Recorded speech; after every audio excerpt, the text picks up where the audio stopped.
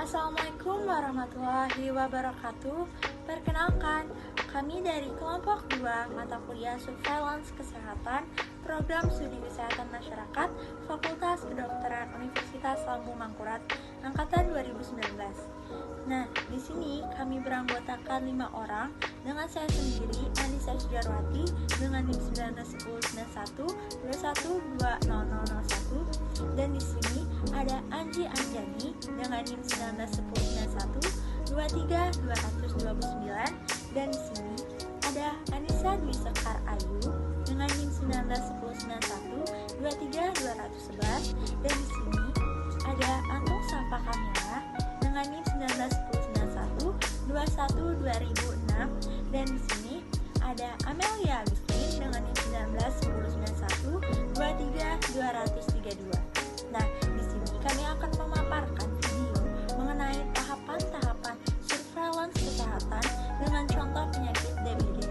Adapun pengumpulan data dalam penyakit DBD, pertama-tama yaitu mengumpulkan data pada masyarakat di suatu wilayah. Sumber data dapat berasal dari puskesmas, rumah sakit, laboratorium, atau laporan bulanan KLB Dinas Kesehatan, kabupaten atau kota.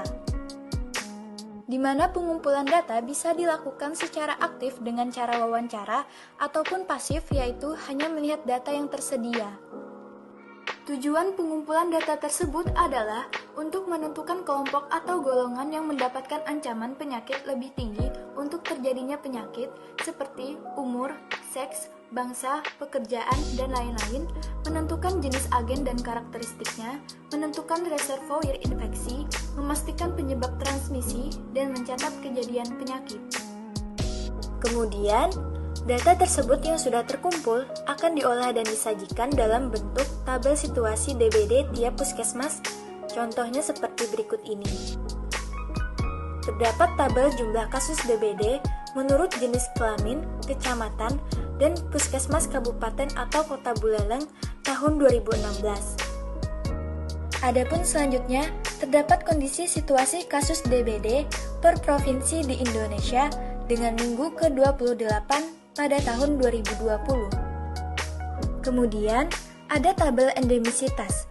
Contohnya seperti pada peta berikut ini, yaitu peta tata guna lahan kasus DBD dan tingkat endemisitas DBD Kelurahan Gelangan tahun 2019.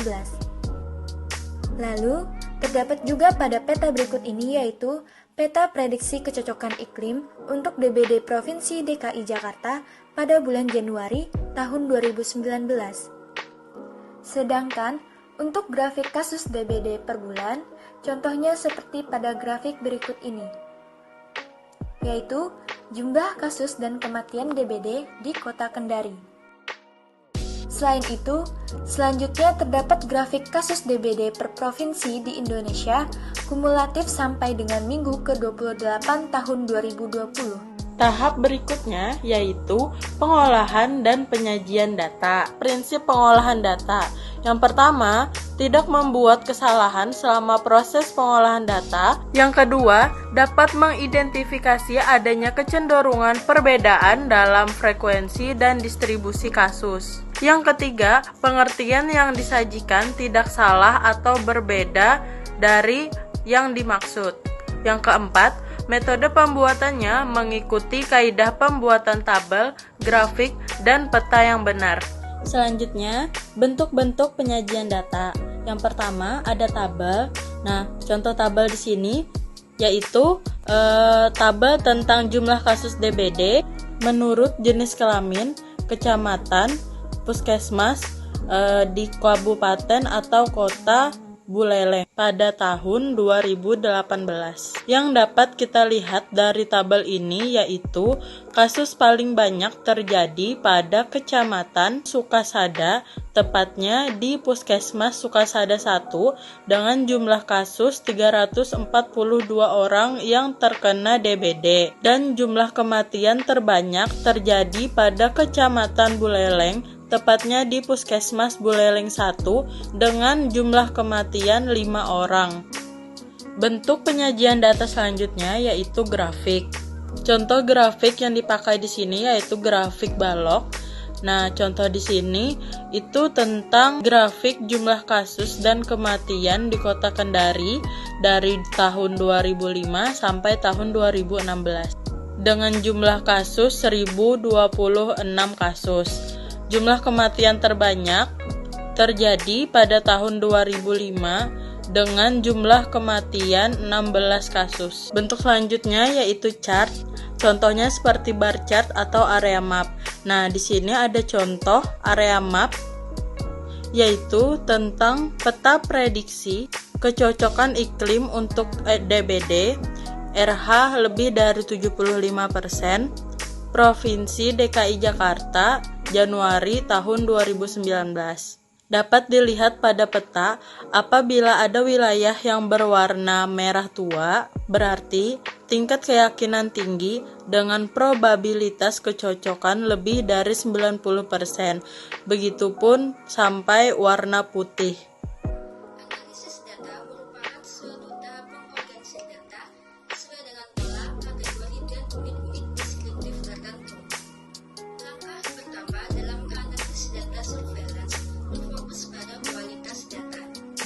Frekuensi distribusi dari setiap variabel dilihat untuk mengidentifikasi nilai-nilai yang hilang dan bias yang terkait dengan kurangnya representasi data. Langkah kedua yaitu analisis deskriptif. Analisis deskriptif merupakan bentuk analisis data penelitian untuk menguji generalisasi hasil berdasarkan suatu sampel. Analisis data deskriptif terbagi menjadi tiga, yaitu analisis data menurut waktu, analisis data menurut tempat, dan analisis data menurut orang. Dalam kasus demam berdarah, data yang terkumpul dari kegiatan surveillance epidemiologi diolah dan disajikan dalam bentuk tabel situasi demam berdarah setiap puskesmas, rumah sakit maupun daerah, serta tabel endemisitas dan grafik kasus DBD per minggu, per bulan, ataupun per tahun. Analisis dilakukan dengan melihat pola maksimal minimal kasus DBD, di mana jumlah penderita tiap tahun ditampilkan dalam bentuk grafik sehingga tampak tahun di mana terdapat jumlah kasus tertinggi atau kasus maksimal dan tahun dengan jumlah kasus terendah atau kasus minimal. Kasus tertinggi biasanya akan berulang setiap kurun waktu 3-5 tahun, sehingga kapan akan terjadi kejadian luar biasa atau KLB dapat diperkirakan. Analisis juga dilakukan dengan membuat rata-rata jumlah penderita tiap bulan selama 5 tahun, di mana bulan dengan rata-rata jumlah kasus terendah merupakan bulan yang tepat untuk intervensi karena bulan berikutnya merupakan awal musim penularan. Diseminasi. Menurut Kepkes RI tahun 2013, diseminasi data surveillance adalah penyebar luasan informasi yang harus dapat memberikan informasi yang mudah dimengerti dan dapat dimanfaatkan dalam menentukan arah kebijakan kegiatan, upaya pengendalian, serta evaluasi program. Misalnya, membuat suatu tulisan di majalah rutin, serta pemanfaatan media internet. Sedangkan, menurut Balai Besar Teknik Kesehatan Lingkungan dan Pengendalian Penyakit atau BPTKLPP tahun 2013, tahap diseminasi yakni melakukan penyiapan bahan perencanaan, monitoring dan evaluasi, koordinasi kajian, pengembangan dan diseminasi, serta pendidikan dan pelatihan bidang surveillance epidemiologi, yang mana hasil analisis dan interpretasi akan didiseminasikan kepada orang-orang yang berkepentingan dan sebagai umpan balik agar pengumpulan data di masa yang akan datang menjadi lebih baik. Contoh diseminasi penyakit DBD.